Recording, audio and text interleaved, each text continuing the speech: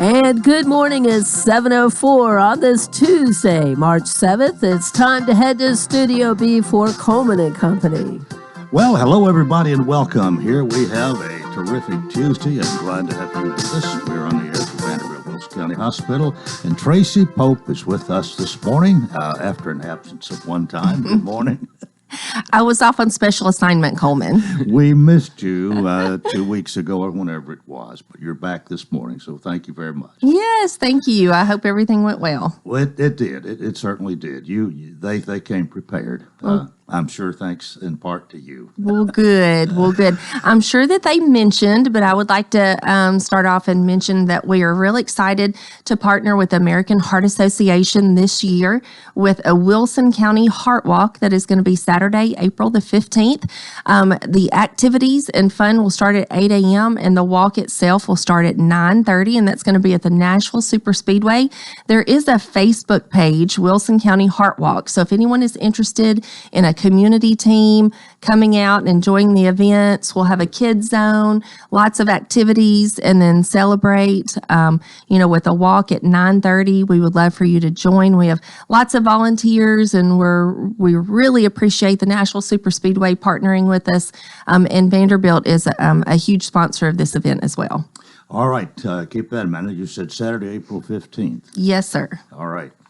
Well, of course, Tracy is Director of Community Relations for Vanderbilt Wilson County Hospital and brings a medical professional with her each visit. We have a gentleman today we've had on before, but you can do the honors and introduce him. Yes, we have Dr. Lance LeClaire with Vanderbilt Orthopedics Lebanon, and we are just so fortunate to have someone like Dr. LeClaire.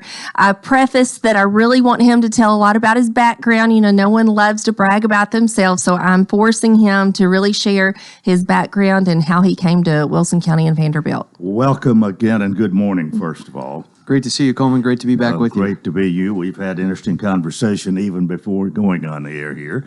But you have a lot to tell us, and we want to know about you. So tell us. Well, thank you, Coleman, and thank you, Tracy. It's a pleasure to be back and pleasure to be a part of Vanderbilt Wilson County Hospital community. And so Tracy asked me to talk a little bit about myself. I guess I would sum up my career path and just my interests by saying, I'm really passionate about getting people back to doing what they love to do. And I was in the military, and our approach there was keeping people in the fight, and that's the way we approach how we treat our patients here in Wilson County, is keeping people back, keeping people engaged and getting them back to the activities that they really enjoy and bring them meaning in life. And so I've been very fortunate throughout my entire career to kind of have things align in that direction so I can carry out that mission. Where did it all start? It all started in southern Indiana. I'm from Evansville, Indiana, and so grew up nearby, and then I went to undergraduate at Notre Dame, and played a lot of sports up there. Stayed involved in following the football team, but also playing some sports with my colleagues, but also was in the military. Notre Dame is not an easy school to pay for when you're from middle class means, and so I decided to join the military because of a strong family tradition. My grandpa was in the Navy, my uncle was a naval aviator, and I grew up just loving the Navy. I collected patches from my uncle's squadrons. I collected coins from his deployments and belt buckles from his carriers that he landed on. And so I just from an early age became very interested in military service. And when I was given the opportunity to serve the Navy and also attend Notre Dame, I jumped on that opportunity. But always knew from early on that I wanted to be an orthopedic surgeon. My mom was a dental hygienist, and I would hear her talk about patient care on a daily basis. And my dad was a hospital administrator, and I would hear him talk about different types of physicians as he would come home, and we would have conversation at dinner. And one time I finally asked him, I said, what kind of doctors are there? And the first example he gave was of orthopedic surgeons. And I said, well, what do they do? And he said, well, they help get athletes healthy after an injury and help them get back to the field to play. And that sounded pretty awesome to me. And so I decided as a junior in high school, that's what I wanted to do. And I saw the impact that our pediatrician had on our whole family, really, growing up. Our pediatrician was like an extended member of our family. We held him in such high regard and had a lot of respect for the the amount of medical knowledge that he had, but also how much he cared for our entire family, my brother and sister, and myself, as well as my parents. And so I knew that I could make an impact in people's lives by being a physician. I just didn't know what type I wanted to be. So when my dad said, he talked about ACL tears and getting athletes back to playing sports, that sounded pretty awesome to me. So, Well, it doesn't happen overnight. There's a pretty rugged path you have to take to do that. yeah, it was a lot of hard work, but it's been fun along the way, and I've been blessed to have some really good mentors, and I think that's been important for my career development.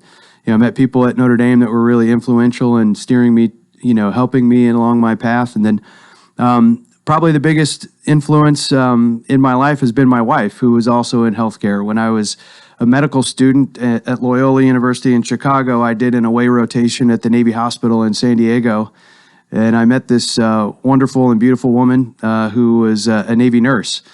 And together, we kind of approached this mission of military healthcare together for a few years while I was on active duty.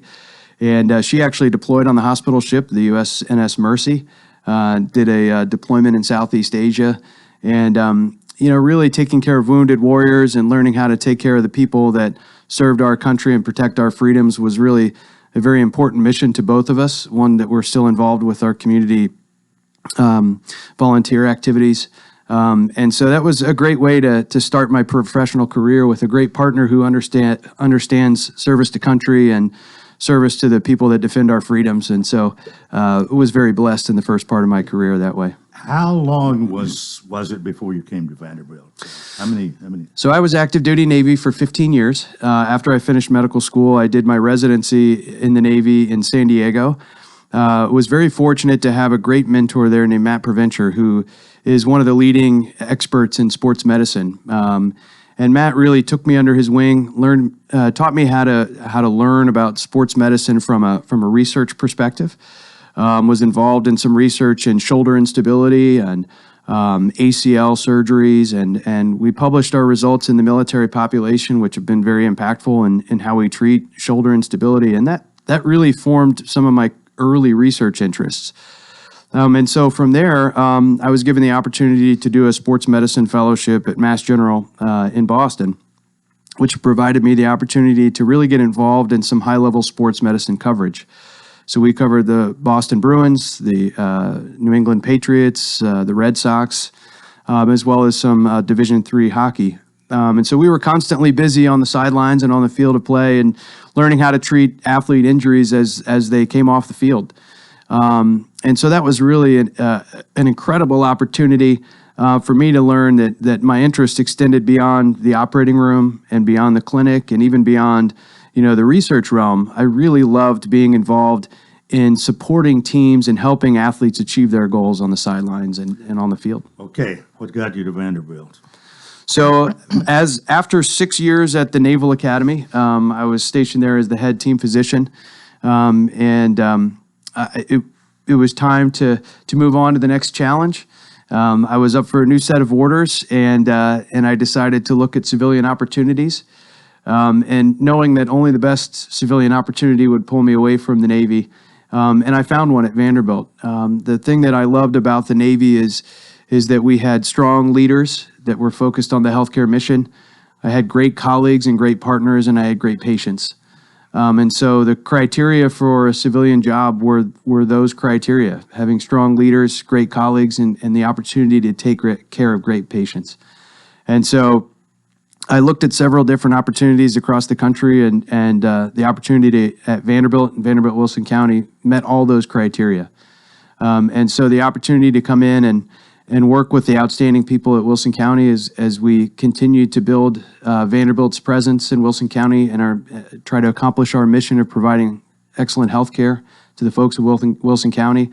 The opportunity to cover Wilson County high school sports and also some of the professional teams that we cover with Vanderbilt was incredible. And then my leaders within the department and the division are excellent mentors, and the opportunity to work with just amazing colleagues. I get better every day because I'm around them.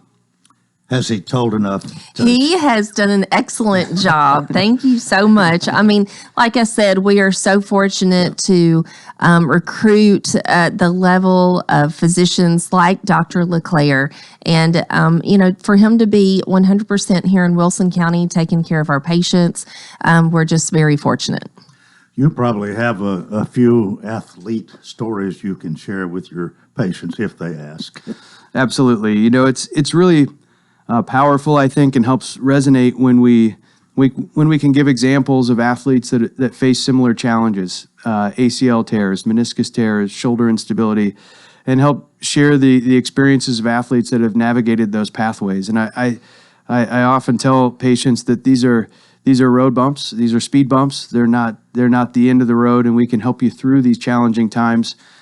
Because we've developed our approach and our processes through these experiences in the past to help people get back to doing what they want to do. All right, we've got a lot more to talk about, but right now it's time to take a break. This is Coleman and Company, FM 98.9. All right, let's see what's happening on the roadways. Thanks to our friends at Absolute Kubota, high performance, high horsepower, 0% financing is still a thing. Now is the best time to save on new Kubota L-Series tractors rated #1 for durability and owner experience in the U.S. Absolute Kubota, 1506 West Main. Now at traffic, here's Chuck. Good morning. Busy what you would expect on I-24 westbound. Coming in from Rutherford County up through the Hickory Hollow area. Still not bad down through Wilson County, with the exception, however, of some radar. This morning, at least it was earlier on I-40 out through the Mount Juliet area. Princess Hot Chicken is catering. If you haven't seen that menu in a while, go over there and check it out at princesshotchicken.com. I'm Commander Chuck with your on-time traffic. Renewal happens here at Lebanon Center for Rehabilitation and Healing. Lebanon Center for Rehabilitation and Healing has experienced new leadership and a new atmosphere. Same location in the heart of Lebanon, 731 Castle Heights Court on the Castle Heights campus. Lebanon Center for Rehabilitation and Healing is providing 5-star clinical outcomes to short-term and long-term care residents. Call 615-444-4319 for a tour and to experience the new culture. Renewal happens here at Lebanon Center for Rehabilitation and Healing. What is your passion? How can you use that passion to enrich your community? Hi, this is Melanie Minter, President and CEO of the Lebanon-Wilson County Chamber of Commerce. Your chamber is the resource for making connections to fulfill your passion. Whether education, nonprofit, agriculture, entertainment, or government relations, Wilson County offers a place for you to be involved. Your chamber connects businesses, individuals, and your passion to the community. We have an enthusiasm for excellence. Join us and catch the spirit. Call or visit our office at 149 Public Square in Lebanon. We continue here on this Tuesday morning. Thanks for joining us. Our program presented by Vanderbilt Wilson County Hospital. Along with Tracy Pope, the Director of Community Relations, we have Dr. Lance McClear this morning, Vanderbilt Orthopedics, Lebanon. And most of your time is actually spent in Lebanon now, isn't it? That's right. We want to make ourselves available. Oftentimes I'll get a call from Jacob Woodard, the excellent athletic trainer at Lebanon High School, with an injury he's concerned about, and we want to get those folks in the same day or the next day if we can. We want to be accessible, available, and ready to help, and that's the best way to do it, is to be devoted here. One other personal note we want to hear from you. I found out during the break you do have 3 children. I want you to tell us real quickly about them, and then got some more things to talk about. So really proud of my kids. I have 3 of them, 11, 9, and 7. Our oldest just turned 11. She's a leap day baby. She was, so we celebrated over a span of a couple different days. And they are just wonderful kids. Thankfully, they take after their mother. But they are very involved in a lot of different sports. My oldest we go girl, boy, girl. Yeah. And they've all been born at different spots across the country through our Navy travels. My youngest was our Army Navy baby. My wife decided, my youngest decided to arrive in the midst of my first Army Navy game. I was in the locker room, and my wife's water broke in the parking lot as she was tailgating with some friends getting ready for the big game. And so I actually missed my first Army Navy game because we were at the hospital. What a story. Wow. But we won, so we figured she was a good luck charm. That means Navy won, right? Navy won, yes. Yeah, definitely. We talk a lot about sports with our kids in terms of how are we going to approach sports, and I talk about this a lot in my clinic too. I think my son's a great example. He has so many different interests. He's played, I think, 7 or 8 different sports. And we try to limit the number of sports that he plays at any one time. We don't want to overload him. We don't want him in 3 or 4 different leagues. But we also don't want him playing the same sport year-round. I think sports specialization at an early age is really a risk for kids to develop injuries. And we've found that out through extensive research. And it's been shown that if we overload our kids with too many sports at the same time, or we have them play the same sport year-round, we're really increasing their risk of injury. And so my son, who's a 9-year-old, plays, it seems like a different sport every season. He's getting ready to start lacrosse for the first time. This winter, he wrestled and he played hockey. In the fall, he played fall baseball. So we really try to expose him to a lot of different sports. And over the next couple of years, he'll settle down on 2 or 3 different sports to play. Well, since we're talking that, let's talk about the partnership with the Wilson County Schools. You're a big part of that, are you not? Absolutely, and I'm so proud to be affiliated with Lebanon High School. Just incredible people, beginning with Jacob Woodard, who is one of the best athletic trainers I've ever had the pleasure to work with. He is outstanding. When you work with an athletic trainer, you want somebody whose primary focus, above all, is to keep the athlete's well-being in mind, first and foremost. And Jacob does that, and he is such an advocate for his athletes and their overall health and wellness. He is simply outstanding, and it's reflected by the fact that he won the Sandy Sandlin High School Athletic Trainer of the Year award for the state of Tennessee last year, and I think he could probably win it every year. I mean, he is just outstanding. And part of the reason why he's outstanding, too, is because he has a great working relationship with the coaches and the athletic director at Lebanon High School. And Coach Chuck Gentry, I've had the pleasure of being on the sidelines for the past 2 years with the Lebanon High School team, and what a pleasure to watch him work and mentor these young men. He represents the best of what high school athletics is. I mean, I wish I had the opportunity to play for him at some point because he is just outstanding. And this has been a partnership that the hospital has had for a long-standing, many years. And Vanderbilt sees the importance of giving back to the community by providing an athletic trainer in all 5 of our high schools. So we're very fortunate that Vanderbilt sees the importance. And then we have physicians like Dr. LeClaire that partner with the schools to be hands-on with each athletic trainer to give them the support and resources that they need. It's a great point, Tracy. I mean, there's very rarely a high school football game in Wilson County that doesn't have somebody who's part of our network that can help take care of an athlete if they are unfortunate and have an injury. We have somebody on one or the other or both sidelines. Mm-hmm. I suppose we hear more about football injuries than anything else, but there can be injuries in basketball, baseball, I guess even golf. But you said more. Is it more prominent football that you pay attention to? Yeah, absolutely. Our contact collision sports are our most high-risk sports. They're at higher risk for ACL injuries, shoulder instability, concussion, lacerations, fractures, dislocations, all the above. And so we start by trying to have a strong presence at those contact and collision sports, football being the one that most readily comes to mind. But as you mentioned, we see a lot of ankle sprains from basketball, as you might imagine, knee injuries, ligament injuries. And so really all active athletes are at risk for an injury, but that's part of our approach too, is to do injury risk mitigation programs to try to train athletes to avoid injuries, and that can be done with certain programs. But certainly those contact collision sports are the most high risk. Well, I don't know how much you have to do with concussions. That's something we've been hearing a lot about, and especially on the pro ranks. Mm-hmm. But that doesn't you don't treat a concussion the same way you do a broken leg or torn cartilage or something. Absolutely, and this is a field where we're learning every single day, and we're really fortunate to have a colleague in Alex Diamond who's been part of the community. He lives here in Lebanon. He has a clinic in Mount Juliet, and he is one of the foremost leaders in the country in youth sports injuries. And he's been very involved at the high school level with the state of Tennessee in creating guidelines and legislations that help keep our athletes safe at the high school level. And Alex is a recognized expert across the country, and he's very adept at handling our concussion issues. And so a lot of our athletes will see Alex if they have a concussion. We're so fortunate to have him taking care of them because he's going to use the best available evidence and treatment technologies that we have. Well, we got to veered off a little bit from you with concussions, but they are something you have to deal with. But of those that you deal with, what might be the most common? So the most common injuries that we see at the high school level are going to be, in terms of the shoulder, we see shoulder instability quite often. And thankfully, my background in the military helped me become a little more adept and skilled at treating those injuries. In the knee, we very commonly see meniscal tears and ACL injuries. Thankfully, not all injuries of the shoulder and knee are injuries that require surgery or require a lot of time lost from play.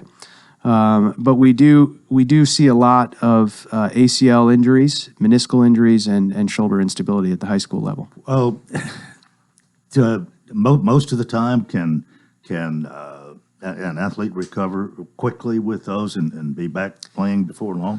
So shoulder instability is really an evolving field in terms of how we approach it. One of the talks that I'm often asked to give is how do we handle the first-time dislocation in a young athlete? And we used to say, well, if you can put the shoulder back in place, you got full strength, full range of motion, and you feel ready to go, let's go, But we've learned from systematically studying the long-term effects of shoulder instability that there may be implications, there may be effects 10, 20, 30 years down the road. So I always tell my athlete that we need to have a full conversation because I have several goals. One of the goals is for you to be happy and healthy so you can teach your kids how to play sports when you're my age, right? The second is to get you back on the field and playing the sport that you love with your teammates. And usually those goals align, but sometimes we may have to take the time to treat the shoulder instability a little more aggressively so that you have a good shoulder long term. But that's a conversation that we have, and we do what we call shared decision making. Gone are the days where the physician or the surgeon says, here's how we're going to do this. We need to know each other's values, each other's goals, and we need to make a decision together. So we really like to bring the parents, the athlete, and their support network into making that decision because it's really important. Have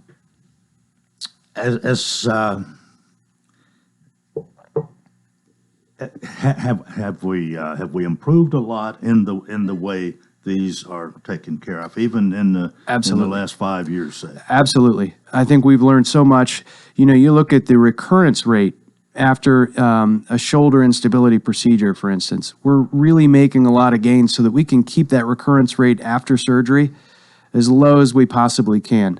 And I'm treating shoulder instability a lot different now than I was 5 or 10 years ago. Same way with the ACL, our techniques are constantly evolving with the goal of getting folks back to play as close to 100% of the time as we can.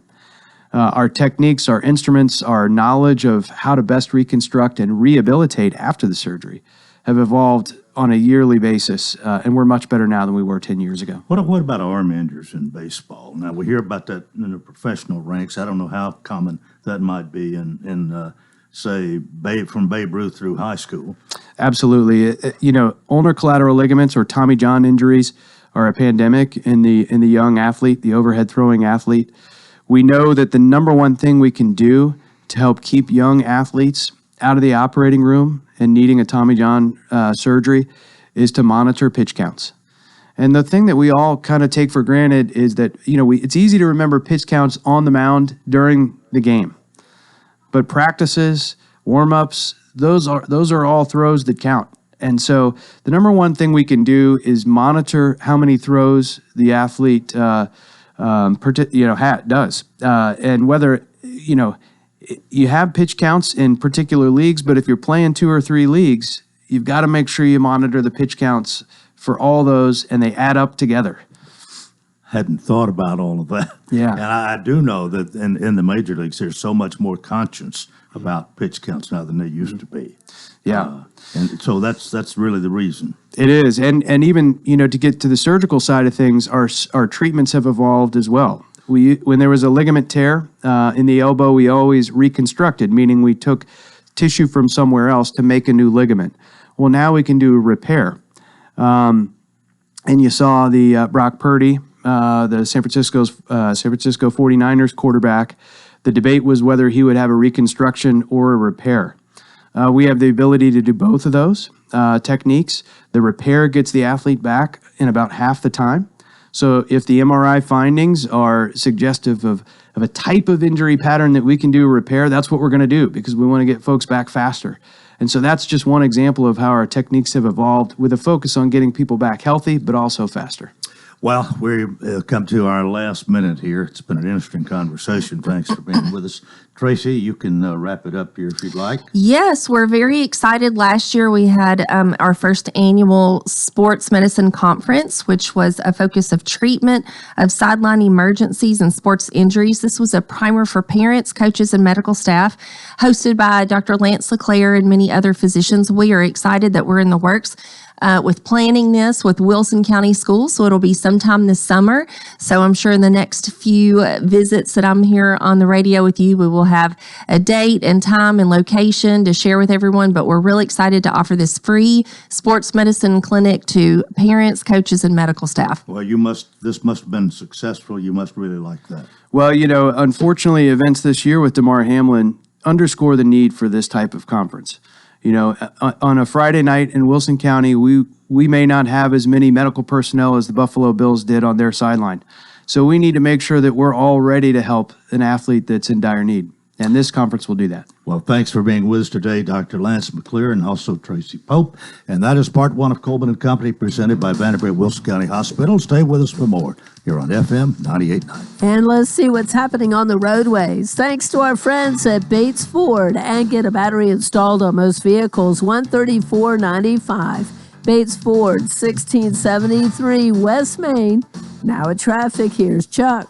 Good morning. Wrapping up a couple of ranks out here. Here's what we see. That steady flow of traffic continues down I-40 through the Mount Juliet area, leaving Wilson County, headed towards Nashville. Same thing out there in Dixon County. It's pretty busy coming up through Kingston Springs on 40 going eastbound. Lots of radar in Dixon County this morning. Hey, Snapdragon Hemp, serving up lab-tested, top-shelf hemp products, edibles, flowers, concentrates. They've got it all. Order online today at snapdragon420.com. I'm Commander Chuck with your on-time traffic. Welcome to Hearthside Senior Living, Lebanon's unique senior living community designed for seniors to age in place, all within a safe, comfortable, and Christian environment. Beautiful retirement homes designed for an independent lifestyle with maintenance-free living. Hearthside Senior Living also continues the excellent tradition of assisted living for those seniors who need additional services. Hearthside Senior Living, an independent retirement community and assisted living community, all on one campus in the heart of Lebanon. Call 615-443-1994 for a tour.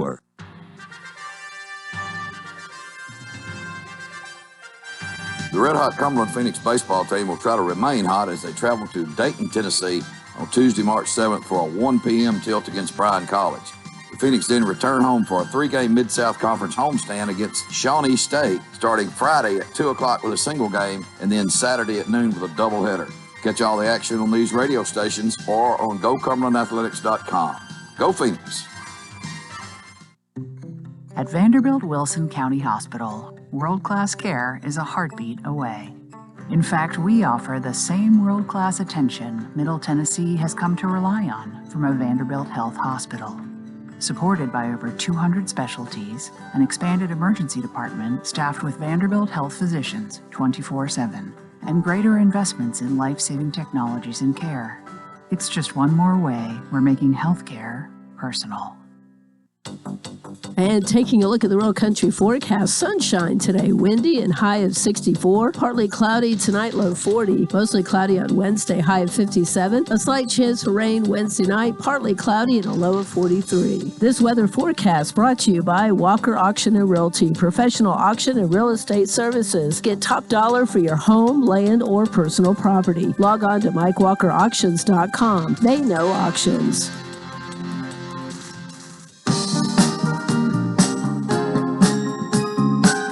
Coleman & Company, welcome to part two. It is a Tuesday morning. Sean Dozier's here. He's Executive Director of Hearthside Senior Living. Good morning, Coleman.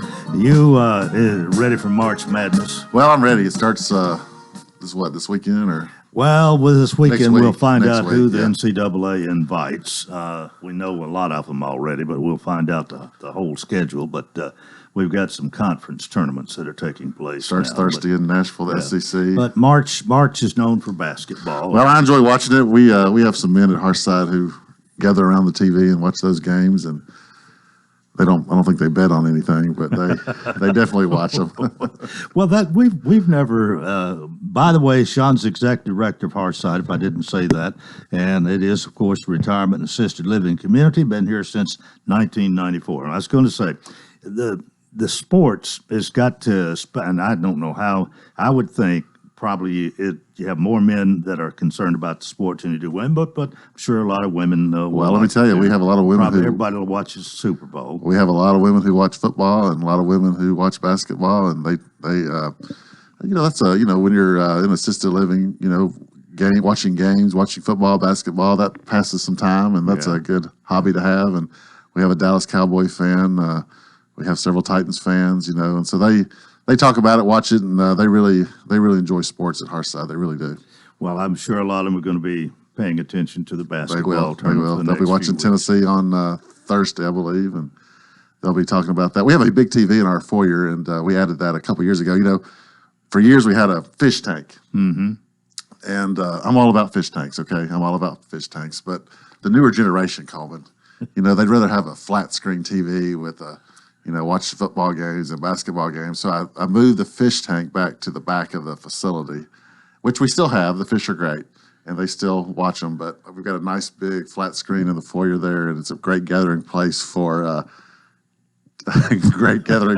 people to watch. I just thought we hadn't. I don't ever remember talking about watching TV at Hearthside before, so that'd be something different to talk about this morning. Well, it's a hobby that we all have, and particularly when you get to a certain age, you like to watch certain shows. And I added that flat screen. We also added a big flat screen in the activity room where we show movies and different things that we do there. We do the Wii and things like that. But TV is important, and they love to watch their TV.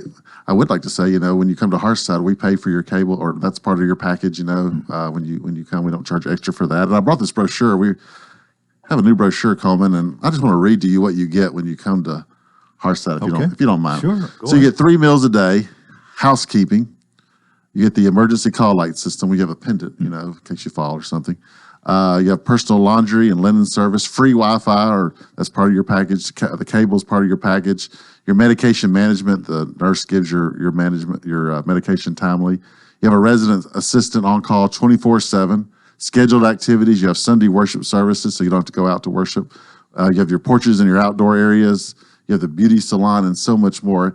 And I say that to say, we like to say we don't nickel and dime people. We give you one price and we stick to it, and that's all included in one price, and people really appreciate that. We gave a tour on Saturday, and they wanted to know what all the extra costs were, and I said that, well, there really is no extra cost. Here's the one price that you get. We don't have a community fee when you move in. A lot of folks charge a community fee where you have to pay $1,000 or $2,000 to move in. We don't charge that. We don't charge anything extra like that. So I just wanted to mention what we provide and how great a service that we offer. Well, it has been working well since 1994. It has been working well since 1994, and we've got one room available now, a medium room, but we've got several people looking at it. So if you're interested, I don't think we say this enough, but you can call us at 615-443-1994, or you can schedule a tour that way, or go to our website at hearthsideliving.com, or as I like to say, many people just show up. We had a lady a couple weeks ago just show up and say, hey, I just want to see the place. And I always think that's the best way to find out what a place is really like, when you just show up and see what's going on. And we'll be glad to give a tour any time of the day or night, because let me say that I think is good, because if everything is prearranged, you could have everything as I like to say, in apple pie order, That's right. But it's not necessarily a picture of the way it is all the time. That's right. So I'm confident that anytime you walk into Hearthside, we would be able to give you a tour, and you would be pleased with what you see and what goes on at Hearthside. Of course, if you want to schedule, that's fine too. We'll be glad to do that. A lot of people do that on the weekends when they have extra time. But if you just want to stop by, we'd love to show you around anytime. All of our staff are trained to give tours and to show you which rooms are available and where everything is. And even though only one room is available right now, if you're interested at all, you need to get on the waiting list. Get on the waiting list. We had a lady yesterday say, I'm not going to be ready for about 3 months, but put me on that list. And when a room comes available in a couple of months, give me a call, because I'll be ready by then. And of course, our independent living is completely full. We have a long waiting list for those homes, but things are going great, and spring's about here, and things are looking great. All right, I guess it's time for that Hearthside hello. Yeah, I'm a part of Wilson Rides. I'm part of the board of directors, and every once in a while, I like to give a shout out to a couple of our riders. Betty Speck is a rider who takes advantage of Wilson Rides, and Anna Walters also takes advantage of the services that Wilson Rides offers. And one of our drivers is having a birthday coming up next week, and I think you know who he is. Mark Hinsley. I want to give a shout out to Mark. His birthday is March 13th, and I think that's maybe next Monday. So I don't know if he's here this week or not, but if he's here in a couple of weeks, make sure you tell him I said. Probably next week. Okay, well, make sure you wish him a happy birthday. I think he gave the first ride as part of the Wilson Rides program. So I want to thank he's him. not going to let you forget. No, that. he's not. No. But anyway, Betty and Anna and Mark Hinsley, those are my three Hearthside hellos today. All right. Well, thank you so much. We'll do it again next Tuesday Thank you, if all Coleman. goes well. Sean Dozier, Executive Director, Hearthside Senior Living, 215 Castle Heights Avenue North, right here in Lebanon. Thank you. We are 20 minutes before the hour, and I have invited Linda Grandstaff to come and be my guest this morning. Linda is the director of the Wilson County Archives, and she's an author. I don't know how famous an author she is at this point, but actually has 4 books that she's brought with us today, and we've got a lot to talk about. Linda, good morning. Good morning, Coleman. Nice to see you again. It's great to be here. We are, both of us, been around for a while. A little while. But both still active, doing really what we like to do, Yes, very much. At what point did you go to the archives and become the director and so on? It's been almost 26 years ago, in 98. Well, were you the one who actually started that? Actually, it was started through, I think it was the bicentennial program, and it was set up behind the library and on West Main. And after 3 years, the building just wasn't big enough for one thing, and the lady that was there left, and they asked me to take it. And so you've been doing this so ever I since? set the archives up, yes. Well, just talk a little bit about that. We'll get to your books as well. But what interested you? Why did you even accept such an assignment? Well, I worked at the library under a grant, and I love books. I loved history, and I had done my family history. I had taken courses in preservation and things that connected with taking care of an archives, more or less. But at the time, I didn't know that's what I was doing. I had taken courses at Cumberland on filing and all kinds of stuff like that. So when the job came open, and I had done so much research for the library and the courthouse when they didn't have anybody to do that, I had done that probably about 15 years. So it was just a natural, I guess. Yeah. Well, what prompted you, or is that just a part of you to want to do these sorts of things? I mean, everybody's probably not suited for this. I've always loved history. Yeah. And I think that's one of the keys to enjoying it. And I don't go in there dreading to go in. I love to go in and do what I'm doing. I love being around people. I love just being able to research. It's almost like being a detective sometimes. I've always said that to people, and people tell me that. But when you go in and you start looking for something for somebody on their family or looking for a county record, I mean, it's a challenge. And I love challenges like that.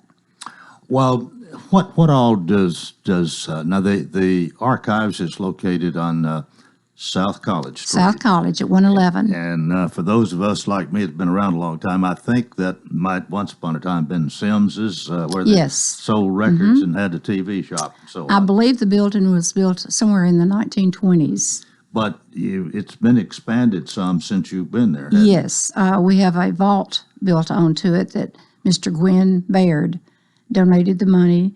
I think it was in 2006. We opened the vault, and we have our county records stored in there, the permanent records. Well, I guess, can anybody visit that most any time? We have a section that the people come in and do the research. There's over 2,000 research books in there. The vault is off limit to the public.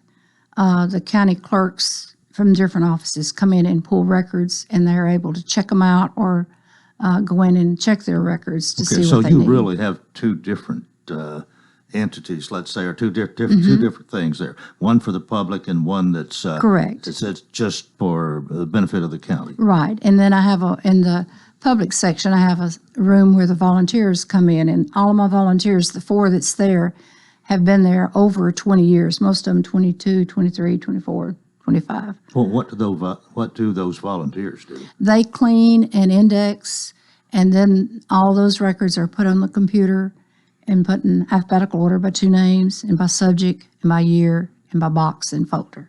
Well, now so that they can be used. Is this a 40-hour-a-week job for you? Or well, I work 4 days, full time. Okay. And then I have a lady, Judy Harris is my assistant, and she comes in on the days that I'm not there. Well, who in the main visit the archives?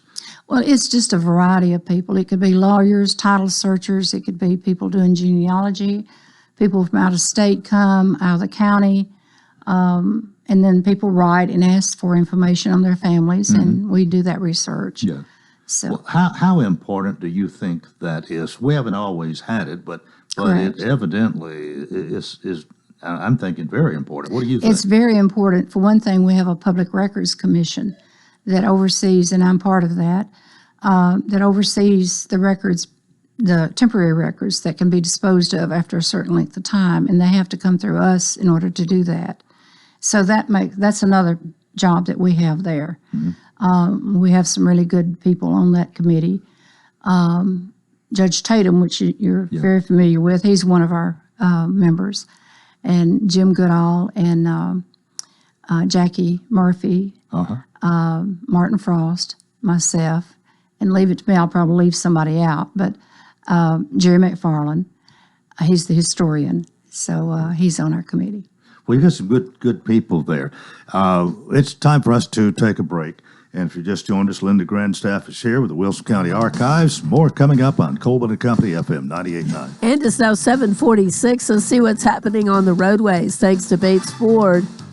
Give $50 off, $250 repair offer to owners of 4 to 10-year-old Ford, Lincoln, or Mercury vehicles. Bates Ford, 1673 West Main. Now with traffic, here's Chuck. Good morning. Traffic still moving right now. It's just happy 24 up through the Hickory Hollow area. Still got all that traffic coming in right now from Rutherford County, Murfreesboro, headed towards Nashville. Down through Wilson County, lots of radar this morning. The Mount Juliet area, be careful. Nash Painting, they service all of Middle Tennessee. If you want it done right this spring when your house gets painted, call these guys. Nash Painting at 615-912-2288. I'm Commander Chuck with your on-time traffic. The refreshing cool after coming in from a hot summer day. The perfect temperature to kick off your shoes and relax with a good book. When the weather heats up, a new Rheem AC system will surround your family in total comfort. Are you feeling it? Rheem, the new degree of comfort. Financing available through TVA's Energy Right program and your local power company. Call Randy's Heat and Air 237-3604. Rheem, the new degree of comfort. Live it up with the deal of a lifetime from TDS. Get symmetrical 1 gig fiber internet for only $59.99 a month, and the price is locked for life. Same price today, next year, the year after, you get the idea. Plus, no contract and a 30-day money-back guarantee. Future-proof, inflation-proof, super-fast 1 gig internet, only $59.99 a month for life. Life's good. Visit tdstv.com/lifetime. Internet speeds are up to and not guaranteed. Subject to availability. See website for details. Coleman and Company, thanks for joining us. Linda Grandstaff is with us this morning. And anything else that you'd like people to know about the archives itself? I mean, what are your hours? We haven't talked about that. We're there 5 days a week, Monday through Friday, from 9 to 3 for the public. Okay. Well, I wanted to get to your books, and you've got 4 of them here, and just I don't even know which one is the first one here. This one is the first one. This is collection of images. Linda Grandstaff, Wilson County Archives. This book is about an inch thick, and there's pictures probably all over as I'm thumbing through here. What's this all about, and why did you start this? Well, it started probably several years ago, and it just clicked in my head at one time that would be great to have these pictures in a book because people kept coming in and wanting to look at pictures I had on the wall. And they would say, well, I just don't have enough time to come in here and just look at them. So it just clicked one day that, what if I could put them in some type of book form? And so that's what I began to do. And I talked to Creative Graphic, Amy and Kevin down there, and they said, yeah, we'll work with you. So they have been great to, over the years to help me get guided through what to do to make a book. And so after the first one, it was not that hard. You realize, you can do something like that. And I still had pictures that weren't in the first one. Through here, and this first book, and these pictures go back, some of them a long way. I mean, you got the farmers with their mules out in the field. There's some cadets at Castle Heights, it looks like, some old buildings in here that younger people wouldn't even know about without doing something like this. And there's the Nathan Harsh Bridge over the Cumberland River, that old bridge that you've got a picture of. Quite a collection here, just in the first one. I guess the other three are similar. They are. They're all different, but they're similar in the way they're set up. But I also did a little section in each book on old places that were still around, old buildings. And a lot of those have already been gone, torn down since I did my first book. What was the first book the hardest to do?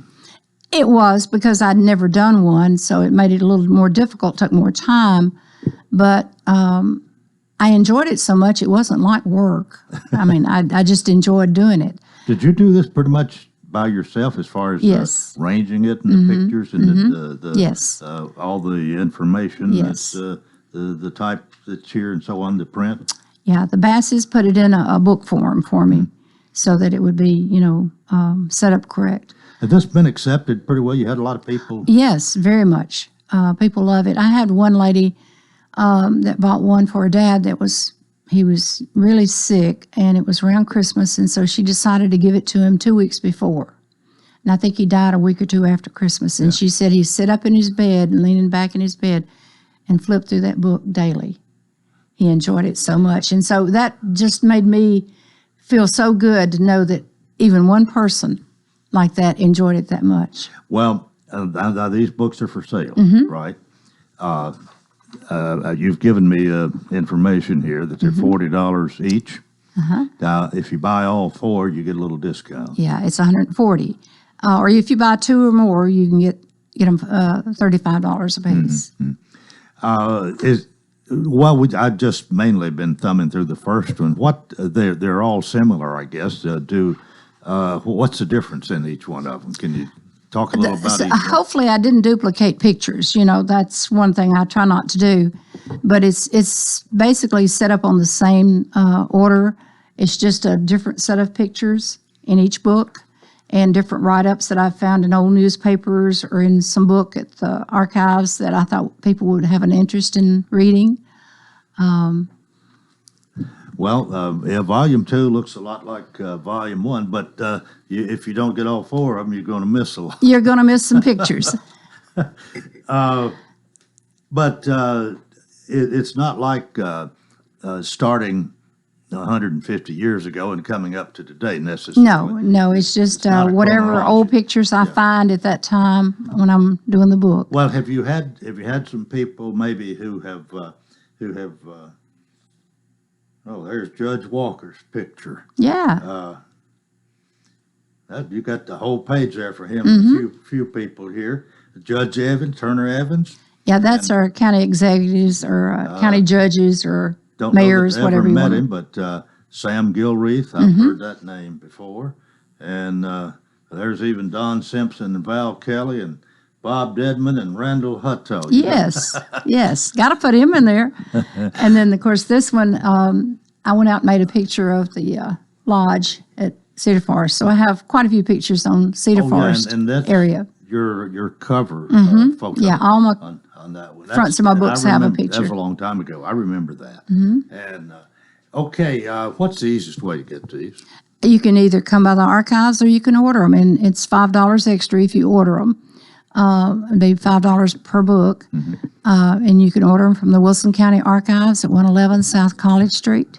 How long has this last one been available? I put it out right before Christmas sometime, just right around, I think it was right out past Thanksgiving or So something. this one's 3 or 4 months old. It's relatively new. Yes. How long ago? The first one I did in 2015. Okay. The next two I did in 2019. And the reason we wound up having to do 2 books is because it was so thick that we had to make 2 out of it. Well, each one of these, I don't have a ruler here, but each one of them is 2 of them is at least 2 inches, and the other were probably 1.5 inches each. There's if you love pictures, and you've got under or with each picture just about there's an explanation, something what we call them, a cut line or whatever. Yes, it it gives you a under there little that description of what the tells a picture little bit is. about it. So it's not like you're just seeing a picture and not knowing Right. what's there. Yeah. I think you've done a great job with Well, thank this, you. and I'm wondering, will there be any more? Depends on how many pictures come in. Now, you have no doubt searched yourself for pictures, but you couldn't have done this, I wouldn't think, if other people, especially after the first one, people hadn't come through. Correct. People have been bringing me pictures. I didn't start out to do pictures, but I love pictures anyway. But as people started bringing them in and I started hanging them on the walls, I just seemed to get more and more pictures. And I thought, this is a collection that nobody's going to see that much unless I, do something with them after when I decided it just hit me that I need to put them in a book form or something so people could actually buy them. And a lot of people have bought them for their older relatives. And they say the relatives and then they wind up liking them because one lady came in and bought one for her mother, and her mother was 90-something. And 2 or 3 weeks later, the lady came in and I said, well, how'd your mother like it? She said, well, she hadn't got it yet. So I'm a third way through it myself.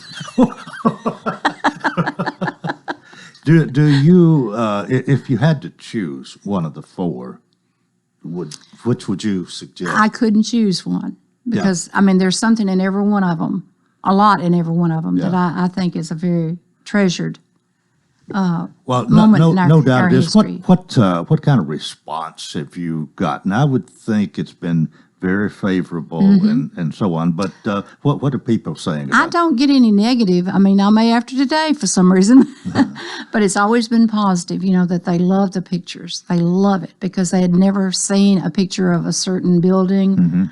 They had never known that something was out there in the county that they never driven by, a part of the county they'd maybe never been in. And so they're really thrilled to see that. Well, is this maybe 99% Wilson County? Is anything really? It's pretty well 99.9 probably. Any particular part of the county that's predominant in here? No, I try to be fair with the whole county. I grew up in different locations in the county. So all the county is special to me anyway. But my husband and I drove the county roads just to see what we could find and make sure we got pictures of all over the county. And then when I do the pictures, the same way, people bring them in from everywhere, And, yeah. Well, you have a number of these, your own personal photography, some pictures yes, you've made? especially the ones that are more present day. Yeah. And of course, like I said, some of the buildings have already been torn down since I made the pictures. Yeah. So we tried to catch all of those we could. We lost a lot in the Mount Juliet area. But when I started in southeast Wilson County, and then we worked around the whole county, and there was still quite a few up there in the eastern part. But as we moved to the west, we saw, from Lebanon on, there was a lot of things that had already disappeared. But we got what we could get. Yeah. And so, well, you're going to retire? I tell people, it may hit me tomorrow to retire. But until then, I'm still just as happy and content. I couldn't wait. I'd been off on leave for 6 weeks, and I couldn't wait to get back because I love being around people. And I loved the job that I do. So, well, I didn't bring you out in here necessarily to sell books, but I'll tell you what, if anybody just about looks at this and has any regard for especially if you've lived here a long time, and all of this, these are treasures. These pictures, I they think really so. are, and And in life, our lifestyle has changed so much, even in mine and your lifetime. I guess tractors were, when I was a little boy, there were a lot more people plowing with mules than there were with tractors. Yeah, and let me make one remark. The money doesn't come to me for the book for the sale of the books. It goes back to the archives. Oh, okay. Money was was donated by Mr. Jack Howard. A portion of that money he gave us at the archives was used to publish them. So the money comes back to the archives. You know, when we finish selling books, all that money can go for something for the archives. So it doesn't come to me. Well, in a way, I think that's too bad, but no, that was my choice. I mean, I wouldn't want done it any other way. Okay, but you love all this enough to do it and let the county and the archives get the benefit of it. Yes. Well, okay, fair enough. Well, look, it's nearly 8 o'clock, time for us to quit. But again, $40 or all four for $140, and you get a discount if you buy 2 or 3. Yeah. And again, what's the best way to do this? You can get them at the archives at 111 South College Street. Okay. All right. Well, Linda, I appreciate what you've done. I appreciate you being with us this morning. And I think it's just great that you love what you're doing and don't really want to retire. Just keep on keeping something there to let everybody know the history of Wilson County. I think that's well. great. Thank you, Coleman, for taking care of us all when we all need somebody to represent us on the radio. You've always done a great job, and I was telling somebody the other day that he's a person that you feel comfortable with talking to. So, well, thank you. I appreciate that. That's it for a Tuesday. Join us tomorrow for Coleman and Company. Till then, I wish you a terrific day.